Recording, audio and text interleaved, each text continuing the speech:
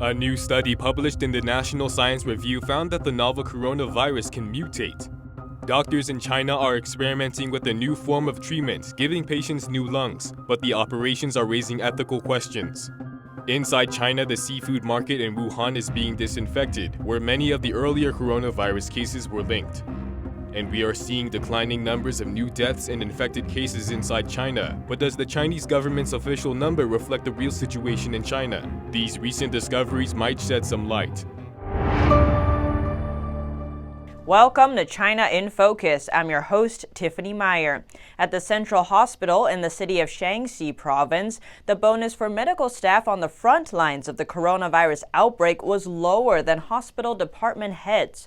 From the subsidy announcement, the maximum bonus was the same for frontline medical staff and hospital department heads at 12,600 yuan, but the minimum was different. For medical staff, the minimum was 3,300 yuan, while for hospital department heads, it was 8,100 yuan, much higher. One of the medical staff members who went to Hubei province to help out got the minimum. When netizens found out online, there was outrage. Many pointed out these so-called leaders work in the hospital headquarters, which is far away from the hospital that receives infected cases. And some department heads have never even visited the infected patients, just handed out assignments remotely and passed along instructions from authorities. The hospital has since issued a statement saying they would reconsider the bonus amounts, but netizens aren't convinced. A new study published in the National Science Review titled On the Origin and Continuing Evolution of SARS-CoV-2 found that the novel coronavirus can mutate. These viruses evolved into two major types called L and S.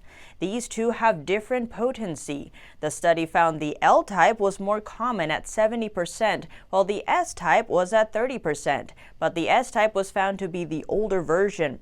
And while the L type showed up more in the early stages of the outbreak in Wuhan, it started declining after early January 2020, while the S type, which is less aggressive, could have been increasing since then.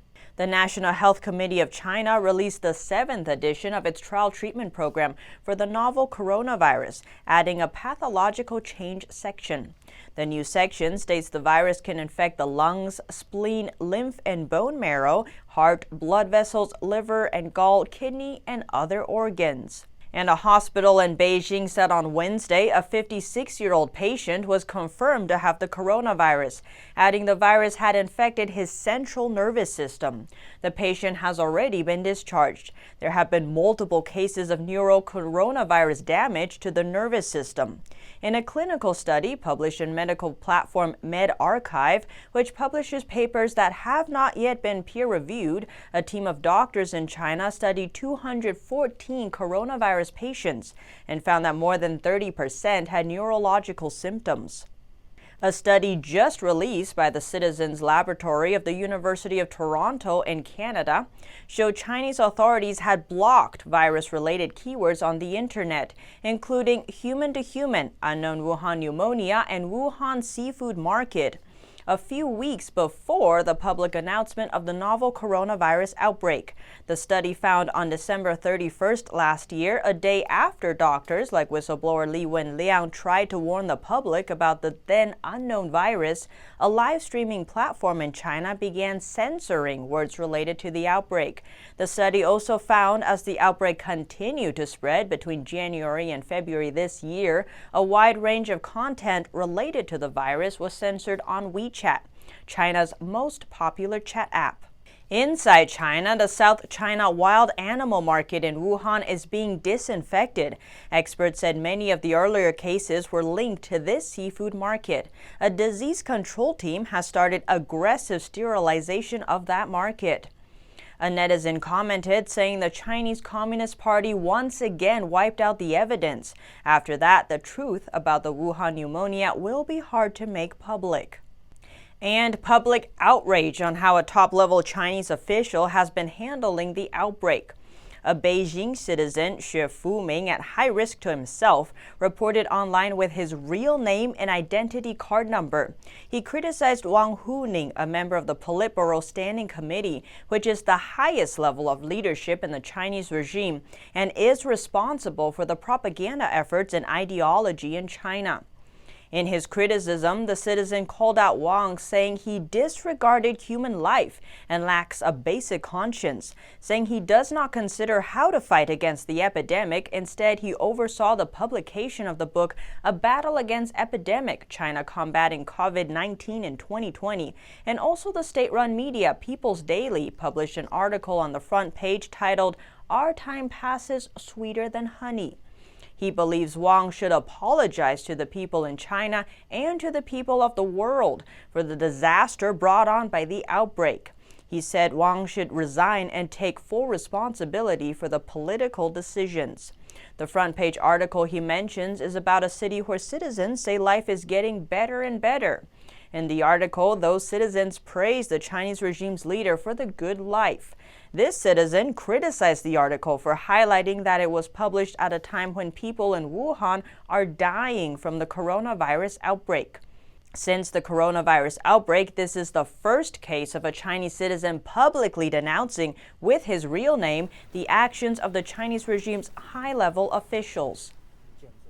To find a cure for the coronavirus infection, doctors in China are experimenting with a new form of treatment, giving patients new lungs. But the operations are raising questions about how ethical the practice is. NTD's Penny Zhou has more. Over the past weekend, China's state media reported that 2 COVID-19 patients are in stable conditions after going through lung transplant surgeries. The patients, one 59-year-old male and one 66-year-old female, are both critically sickened by the infection and have irreversible lung damages. Both were on life support or ECMO before the transplants. Looking at the timeline of the transplant process, some medical experts say it's incredible how quickly the hospitals found matching organs. According to Chinese media report, in the first case, doctors made the decision to conduct the transplant on February 24th, and the donation and transplant happened just 5 days after, on February 29th. The process for the second patient showed a similar high speed. By comparison, in New York, most patients wait for 10 to 14 months for a replacement lung to become available. Chinese state media claimed that the organs come from brain-dead donors, but did not offer details of their identity. How old are the donors? What kinds of diseases do they have? What causes brain death? This is information that should be readily available, but the authorities didn't offer any information about it. They just said 2 brain-dead people donated their lungs, and they were able to do these emergency transplants. This is really abnormal. For him, the sheer speed China was able to find organs for 2 consecutive cases is incredible. We know that most brain-dead organs come from victims of traffic accidents.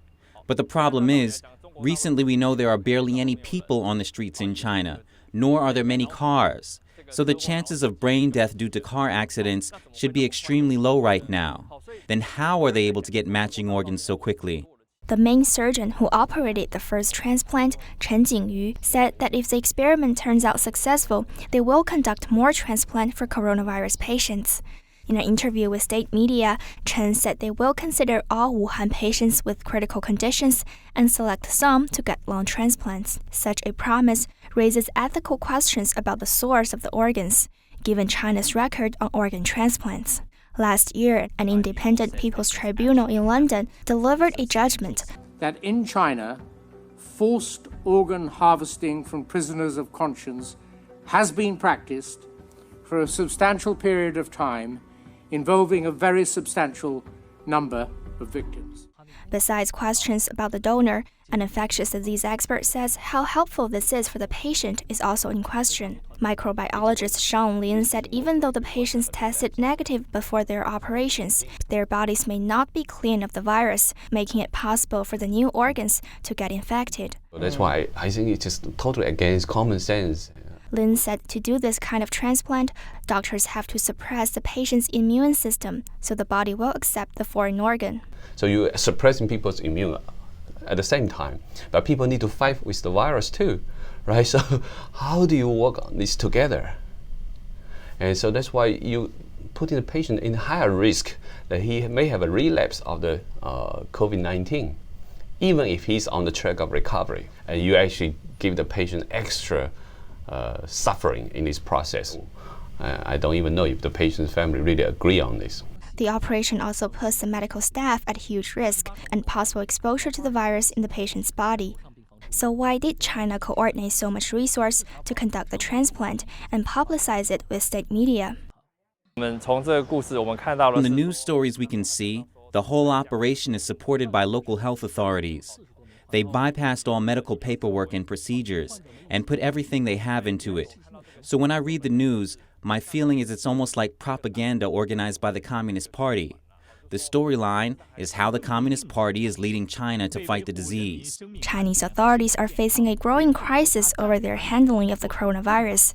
Experts say its cover-up in the early stage and silencing of whistleblowers had put the party's legitimacy in question for the Chinese people.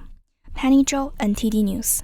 A virus death left out of official numbers and a 23-day delay in announcing virus infections inside a Wuhan jail. These discoveries further reveal that the Chinese regime could be hiding the true scale of the coronavirus outbreak within its borders. Recently, Chinese authorities have been reporting a declining number of new deaths and coronavirus cases, but recent reports indicate the Chinese government may be manipulating the numbers. In one case, an 84-year-old man was treated for the coronavirus after being infected by his relatives. He died last week, but his death wasn't counted in the official death toll. According to a Shanxi local news report, Yao was treated but remained in critical condition. Experts decided to try using plasma from recovered patients, which contains antibodies, to treat him. On February 27th, Yao's daughter was informed that he had died, but according to official Shanxi province statistics as of March 2nd, the virus death count remains at 0. After the public started questioning the numbers, officials responded that Yao recovered from the infection, and his death was caused by other illnesses. In another case, a woman confirmed to have the virus traveled out of Wuhan to Beijing after being released from prison. This happened on February 21st, 1 month after the city's total lockdown. Authorities are now investigating. Aside from how she was allowed to leave Wuhan, the March 2nd investigation notice says there was also at least one police officer confirmed to have the virus on January 29th. The officer was in close contact with the woman. That means the Hebei health authorities knew about the infection inside the prison as early as January 29th, but didn't tell the public until 23 days later, on February 21st. Inside China, Chinese citizens are raising questions about the Chinese regime's transparency. A doctor fighting the virus on the front line complained on dxy.cn, an online forum for medical professionals. He criticized the Communist Party, saying political correctness supersedes everything, including the health of patients and interests of the public. The doctor also said the way officials are manipulating the numbers is reminiscent of a Communist Party movement from the late 1950s, known as the Great Leap Forward. That's when local officials were compelled to over-fulfill production quotas, collecting surpluses that did not exist, and leaving tens of millions to starve to death. President Trump today reassuring Americans that it is safe to fly. He met with airline CEOs who said passenger and crew safety is their top priority. They're also understanding of any passengers who wish to change or cancel upcoming flights. President Trump met with airline leaders today to discuss the coronavirus. After the meeting, the president reassured Americans that air travel is safe. It's safe to fly, and large portions of the world are very safe to fly. He said the government has already begun blocking or screening people flying from unsafe countries. The Department of Homeland Security has so far screened 53,000 people and blocked several from entering. We have closed down certain sections of the world, frankly. Trump says this response has kept the number of U.S. infections low. The total now stands at around 120 as of Wednesday afternoon. That includes 46 Americans evacuated together from the Diamond Princess cruise ship in Japan. If you don't add that to the numbers, we're talking about very small numbers in the United States. Despite the relatively low numbers, airlines aren't taking any chances. Alaska Airlines telling the president that they have revised cleaning routines, established 3 levels of onboard cleaning, and increased cleaning intensity. I think I was very reassured to hear the airlines talk about their cleaning procedures. When asked if the government would give financial relief to airlines if people stopped flying, the president said they hadn't discussed it. Lawmakers struck a bipartisan deal today and are set to dip into the government's pocketbook to help fight the coronavirus. They agreed on more than $8 billion in emergency funding. The government has agreed on a dollar amount to fund preventative efforts and treatment options for the coronavirus, $8.3 billion. The majority of the funds, 85%, will be sent domestically. Senate Appropriations Committee Chairman Richard Shelby announced the move on Wednesday. He explained that it's not a political matter, but a public safety concern. The emergency funding package was clinched as officials from the Centers for Disease Control and Prevention reported well over 100 virus cases inside U.S. borders. 9 deaths have been reported so far, all of them in Washington state. Local officials are struggling to contain a mini outbreak, mainly centered around a nursing home in King County. The $8.3 billion proposal is more than triple the $2.5 billion that the White House originally asked for. After the administration's initial request, Senate Minority Leader Chuck Schumer responded with an $8.5 billion proposal. He said that he had expected a $7 to $8 billion proposal. President Trump has said that he'd be happy if lawmakers were willing to propose $8.5 billion. The bill will first need to pass the House and the Senate before it is signed into law by President Trump. UK school students practiced a foot-to-foot handshake today as a way to help stop spreading the coronavirus. Children at St. Christopher's School in the English city of Hove were filmed in the playground practicing what is becoming known on social media as the Wuhan shake. Chris Holt, St. Christopher's Director of Marketing and Communications, said the school is exploring ways to greet friends, teachers, and other adults without shaking hands and risking the spread of the virus. It comes as the number of confirmed coronavirus cases in Britain leaped from 51 to 85 on Wednesday. It marks the biggest daily jump since the infection was first detected in the country. Italy's government announced it will close all schools and universities across the country to prevent the further spread of the coronavirus after thousands of cases have been reported in more than a week. All schools are slated to be closed starting Thursday, March 5th, and will be shut down until Saturday, March 15th. African airlines are facing a hit of up to $40 million from the coronavirus outbreak, an industry body said on Wednesday. The coronavirus epidemic could cost African airlines tens of millions of dollars in revenue this year, a global industry body has said, in a potentially devastating hit to often struggling airlines that count on lucrative Chinese routes to fund their expansion. Airlines around the world have suspended or modified flights amid the outbreak, which began in mainland China at the end of last year and has now spread to more than 60 countries worldwide. The global cost to the aviation industry is projected to be $29 billion this year, the International Air Transport Association has said. And at a conference in Addis Ababa on Wednesday, the organisation's special envoy to Africa said African airlines face a hit of as much as $40 million. The IATA had already forecast before the outbreak that African airlines would make a loss of around $200 million this year. Tewolde Gebre-Mariam, chief executive of the continent's biggest carrier, Ethiopia Airlines, said the company had seen air travel demand decline by 20%. His airline has faced criticism online for not cancelling flights to China, as Kenya, Tanzania and Rwanda have done. On Tuesday, Kenya also halted direct flights from 2 cities in northern Italy, the location of the biggest cluster of coronavirus cases in Europe. And in his latest urban climbing stunt, French SpiderMan made his way up a Spanish skyscraper. He said the climb was symbolic, a message to people afraid of the virus outbreak. The Torre Glorias in Spain is 38 stories high, but French SpiderMan went up without a harness. However, he didn't make this climb for fun. Alain Robert said he noticed people panicking over the novel coronavirus, so he wanted to give them a message. And then people, they start to get a little bit crazy. And actually, fear is even more contagious than the disease itself. French SpiderMan is known for his life-threatening urban climbing stunts, but this doesn't mean he isn't afraid to go up. He said he has to control his fear, and that's where his message lies. So, most of all, avoiding panicking, because they are destroying their life. Do you think that it is nice living with that climate of fear? Robert was arrested after coming down. He says he has suffered serious injuries from falls, but calls climbing his passion as well as his philosophy for life. Miguel Moreno, NTD News, New York.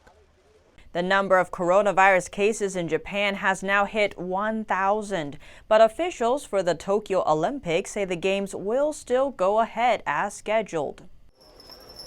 The number of coronavirus cases in Japan hit 1,000 on Wednesday, further fueling concerns that the Tokyo Olympics will be affected. While over 700 of the country's cases are from the Diamond Princess cruise ship, the newest case was the first found in the far western prefecture of Yamaguchi. It's stoking fears that the virus is spreading to all corners of Japan. And with just 5 months to go before Tokyo's Summer Olympics, the host city has seen 40 cases. However, at least for now, International Olympic Committee spokesperson Mark Adams said on Tuesday that the Games will proceed as scheduled. As you know, there's not even an international travel ban and still not a pandemic announced. All the advice we're getting is that the Games can and will go ahead. But if things get worse, what options does Japan have? A top official says the Games could be postponed. On Tuesday, Japan's Olympics minister, Seiko Hashimoto, said that Tokyo's contract with the IOC allows the Olympics to be pushed back until the end of the year. The contract states that they're to be held within the year 2020. However, the right to cancel the Games entirely still belongs to the IOC. The U.S. Justice Department charged 2 Chinese nationals with laundering more than $100 million in cryptocurrency on behalf of North Korea. Court filings detail Pyongyang's use of hackers to circumvent sanctions. According to an indictment filed in federal court, Tian Yin and Li Jiadong allegedly laundered cryptocurrency stolen by North Korean hackers. Taking place between December 2017 and April 2019, they helped to hide the stolen currency from police. U.S. court documents allege that Tian and Li sent roughly 2,500 deposits with over $67 million in stolen funds to 9 Chinese banks. Tian and Li are not in U.S. custody and are assumed by U.S. authorities to be in China. In a related civil forfeiture complaint, Justice Department said they had seized some of the roughly $250 million that North Korean hackers stole from a virtual currency exchange in 2018. Those funds were then laundered through hundreds of automated transactions designed to prevent investigators from tracing the funds. The same North Korean hackers were linked to a November 2019 attack on a South Korean virtual exchange that netted the hackers more than $48 million in stolen cryptocurrency. Treasury Secretary Steven Mnuchin said the United States will continue to protect the global financial system by holding accountable those who help North Korea engage in cybercrime. Here at China in Focus, we bring you first-hand information from inside China.